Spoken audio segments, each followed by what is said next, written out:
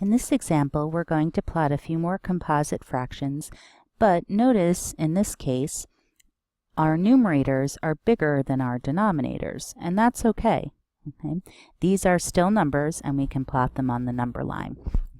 It's just going to be a little bit different. Notice our number line changed from -3 to +3 to make up for this. So let's write the cut and copy language. We'll write it underneath.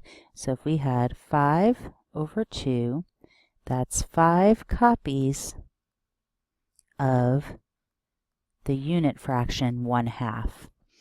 So since it's positive, I'm going to go over to the positive direction, and I'm going to cut all of these in 1/2.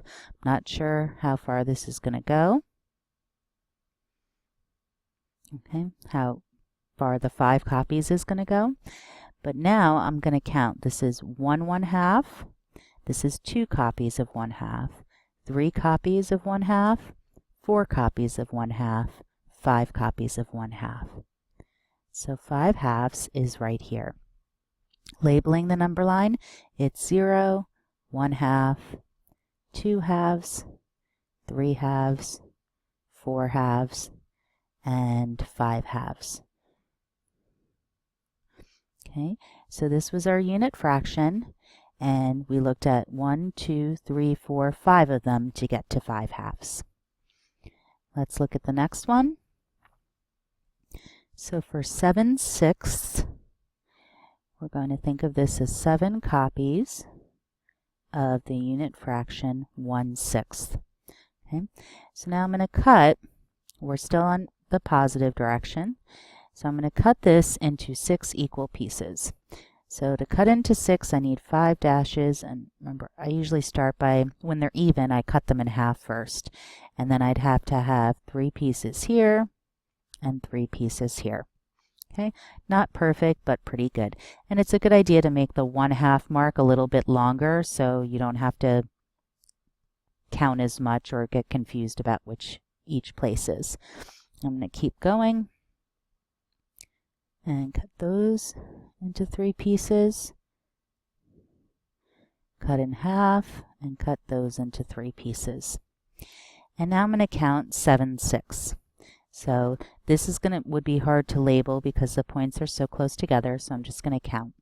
This is 1/6, 2/6, 3/6, 4/6, 5/6, 6/6, and this is 7/6.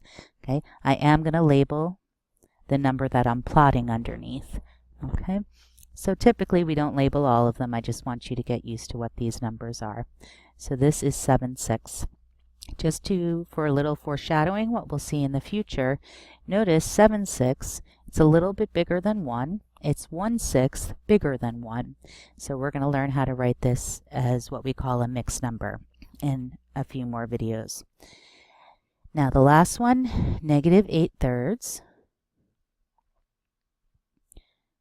So -8/3. So we're going to think of this as 8 copies of -1/3. So I'm going to think of going in the negative direction. So breaking this into 3 pieces from here to here is -1/3. And now I need 8 of these. So I'm going to keep cutting them into thirds and then see how far I have to go. And again, they're not perfect, but they're okay. So now I need 8, starting with 0. This is 1, -1, -2, -3/3, -4, -5, -6/3, -7/3, -8/3. Okay, so our unit fraction was 1/3, -1/3, and we took 8 copies in the negative direction.